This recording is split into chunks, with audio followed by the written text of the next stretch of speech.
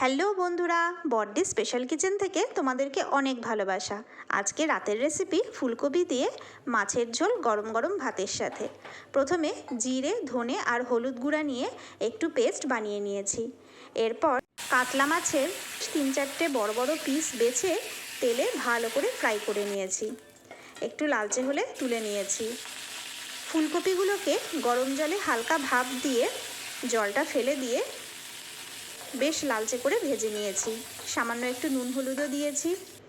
এবার কড়াইতে আলু ছেড়ে দিয়ে আলুটাও ভেজে নিলাম। অল্প একটু তেল যোগ করে এর মধ্যে প্রথমে গোটা জিরা ফোড়ন দিলাম, সাথে সাথে 2টো শুকনো লঙ্কা। যে পেস্টটা বানিয়েছিলাম সেই পেস্টটা ছেড়ে দিচ্ছি। এর সাথে দিচ্ছি একটু আদা আর লঙ্কা পেস্ট। যখন বেশ মশলাটা ভাজা হয়ে এসছে, কষে এসছে, তখন কিছুটা জল যোগ করে দিলাম। এরপর দিয়ে দিচ্ছি টমেটো পেস্ট। টমেটো পেস্টটা দিলে স্বাদই বেড়ে যায়, রঙটাও বেশ লালচে হয়। স্বাদ মতো নুন, লঙ্কার গুঁড়া দিয়ে একটুখানি কষিয়ে আলুগুলোকে ছেড়ে দিলাম।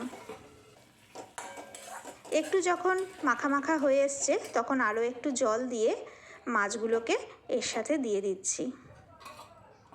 আবার একটু ঢেকে রাখছি।